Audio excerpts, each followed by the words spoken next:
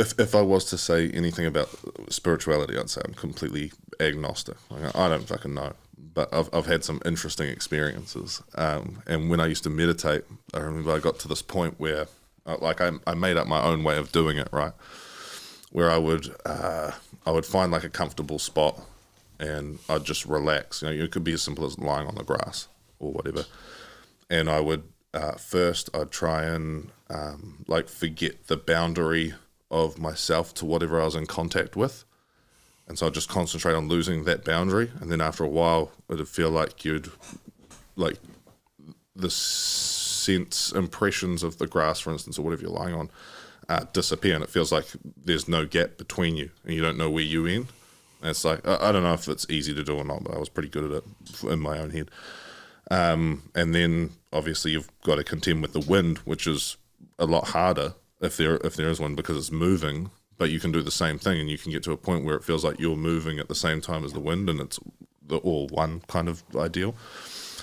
And then I'd have my eyes closed, and I'd look into the blackness behind my eyes, and I'd slowly move through layers of blackness. Wow. And as I moved through, I could hear like a pitch, and it would go, and then eventually I'd hit white, and it'd just go boom and hit white, and it'd be a high pitched kind of thing, and it would feel like just an intense pleasure through my whole body.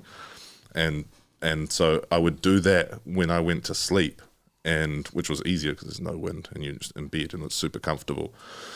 But what happens is, because you're concentrating, your mind stays active, or your body's at rest. So your body falls asleep, or your mind's still awake, and that's that kick that you were talking about when you go.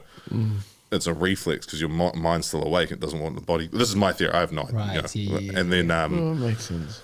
and then when your body actually falls asleep, but your mind's still awake, that's sleep paralysis, and that's you trying to move, but you can't move, and then fear sets in because you can't do what you want to do.